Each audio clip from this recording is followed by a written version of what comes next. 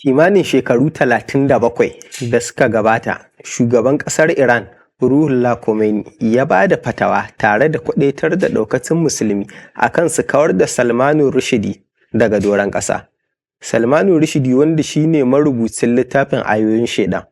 A ranar 14 ga watan Fabrairu na shekara ta 1989, shugaban Jamhuriyar Musulunci ta Iran, Khomeini, ya bada fatawa yana kwadaitar da musulmi akan su kawar da Rushdie daga doron ƙasa. Dalilin bayar da wannan fatawa shine Salman Rushdie ya fitar da wani littafi wanda ya yi masa take da suna ayoyin shaidan, inda ya yi rubutu na ɓatanci tare da cin mutunci ga addinin Islama. Wannan dalili ya haifar da zanga-zangar adawa da nuna rubuce-rubuce na Salman Rushdie da kuma ɗaukacin rubuce-rubuce masu alaƙa da irin shi. An haramta littafin a Iran, inda marigayi Khomeini ya ba da fatawa ko kuma doka a shekara ta 1989 yana kira da a kawar da Rushdie daga doron ƙasa. Littafin da ya jefa Rushdie cikin fargaba an masa take da suna Satanic Verse, wato ayoyin shaidan, wanda aka fitar a shekara ta 1988. Inda ya haifar masa da matukar matsala, kuma abin da ya sa shugaban addinai mabambanta suka yi kira da wannan marubucin littafin a kawar da shi daga doron ƙasa.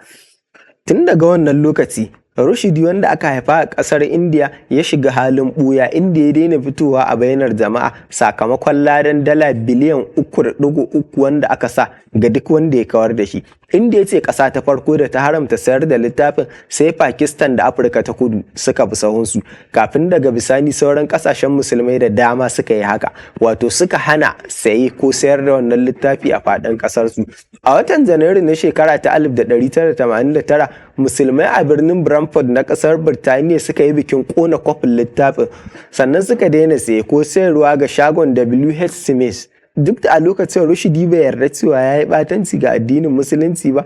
A birnin Mumbai na India, inda aka haife shi, an kashe kimanin mutane 12 a yayin zanga-zanga, sannan aka jefi ofishin jakadancin Birtaniya da duwatsu. Daga baya kuma Rushdie, wanda ke ɓoye tare da iyalansa, ya nuna nadama kan abin da ya haifar ga duniyar musulmi, amma duk da haka Khomeini bai janye umarninsa na a kawar da Rushdie ba. Wannan ya sa gwamnatin Birtaniya ta ba shi tsaron 'yan sanda domin ba shi kariya. Yanzu dai haka marubucin yana zaune a birnin New York, inda yake fafutukar baiwa jama'a damar faɗin albarkacin bakinsu, ciki har da goyon bayan jaridar Charlie Hebdo, wannan jarida wacce ta saba yin ɓatanci ga addinin musulunci.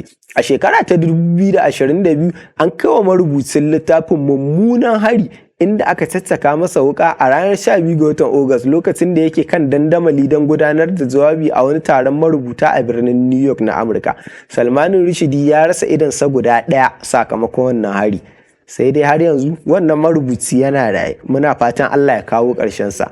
Wannan daga shafin Muhammad Sise.